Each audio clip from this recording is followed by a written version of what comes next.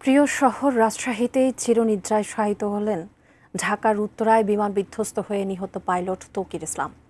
ঢাকায় প্রথম জানাজা শেষে মরদেহ নিয়ে যাওয়া হয় রাজশাহীতে। মুক্তিযুদ্ধ স্মৃতি স্টেডিয়ামে দ্বিতীয় জানাজার নামাজ শেষে রাষ্ট্রীয় মর্যাদায় সপুরা কবরস্থানে তাকে দাফন করা হয়।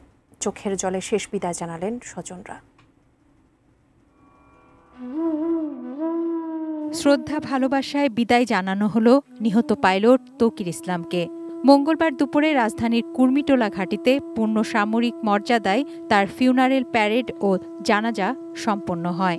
এ সময় স্বরাষ্ট্র উপদেষ্টা অবসরপ্রাপ্ত লেফটেন্যান্ট জেনারেল জাহাঙ্গীর আলম চৌধুরী, সেনাবাহিনী প্রধান জেনারেল ওয়াকারুজ্জামান, নৌবাহিনী প্রধান, ভারপ্রাপ্ত বিমান বাহিনী প্রধান সহ নিহতের পরিবারের সদস্যরা উপস্থিত ছিলেন।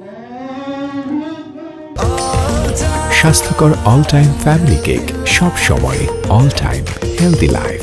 পরে বিমান বাহিনীর একটি হেলিকপ্টারে করে তার মরদেহ রাজশাহীর ক্যান্টনমেন্টে নেওয়া হয়।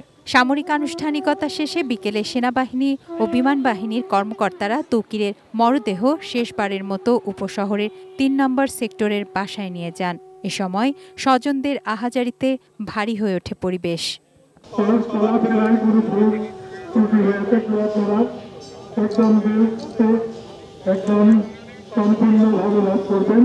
মেধাবী ছিলেন, পাশাপাশি তার যে ভবিষ্যতের যে তার কর্মজীবন আল্লাহ তাআলা কবুল করতেন, সেখান থেকে তিনি এবং তার পরিবার বঞ্চিত হলেন, দেশবাসী বঞ্চিত হল। তার বাবা মা সহ্য করবে কেন? আমারই সহ্য হচ্ছে না, আল্লাহ চলে আসছে।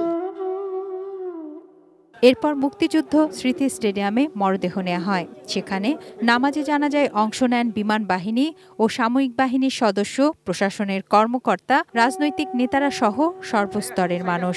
জানাজা শেষে রাষ্ট্রীয় মর্যাদায় সপুরা গোরস্থানে দাফন সম্পন্ন হয় তৌকির ইসলামের। তুনাজ দিনা তনু, ডেস্ক রিপোর্ট, এটিএন নিউজ।